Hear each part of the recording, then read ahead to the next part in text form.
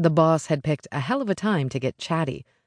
A bead of sweat rolled down Michael's back as Baltimore City State's Attorney Tom Houlihan pelted him with a rapid-fire series of pre-trial questions over the phone. The departure time for Michael's flight to Florida crept closer. He needed an exit strategy, and he needed it now. Travelers swarmed through the gate area while Michael struggled to stay focused on the call, despite the chaos around him. Tugging on his burgundy silk tie, he released the top button of his shirt and watched a line form to board the flight. "And Rochelle?" Tom asked. "I saw her last night," Michael said. "She's antsy, but hanging in there." He flipped through some other notes on his laptop, hoping to anticipate Tom's next question. "How antsy?" "Well, she's a teenager stuck in protective custody. You've got daughters, so you can probably imagine." An exotic scent filled Michael's senses, drawing his attention away from the call. He glanced at the seat next to him, where a young woman with silky dark hair and an olive-toned complexion watched with dismay as a gate attendant slipped a delayed sign over the flight number. "Michael," Tom said. He tore his gaze off the gorgeous woman. "I'm sorry. What did you say?" "I asked if there was anything else you needed from me." "We should be set until jury selection. I'll want your input then. George prepped the last of the witnesses today. We've covered all the bases, so try not to worry." "Yeah, right," Tom said with a wry chuckle. "I'll check in first thing on Monday."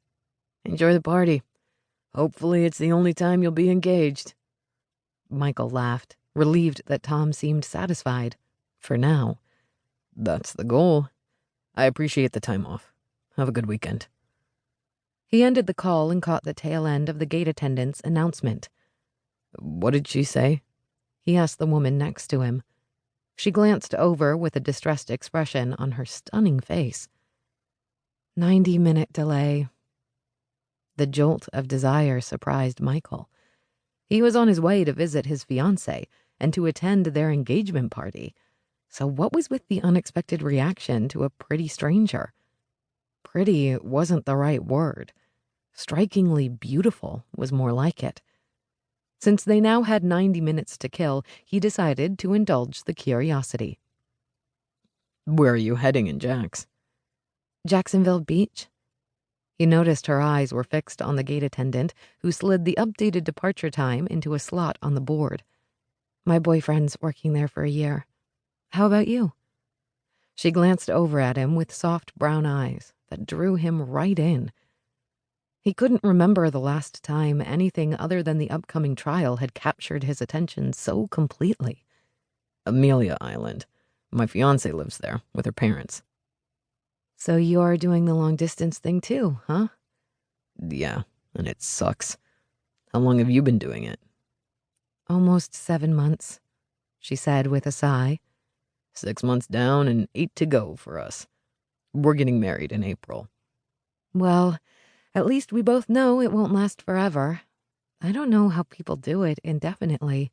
That would make me even crazier than I am now." "For real?" "What do you do?" she asked. "I'm a prosecutor for the Baltimore City State's Attorney." Her eyes widened. "Wow, that's so cool." "More like overwhelming, especially lately. What about you?" "Nothing quite so exciting. I'm a hairstylist." "That sounds like more fun than putting people in jail." Her smile engaged her entire face, and his heart skipped an erratic beat.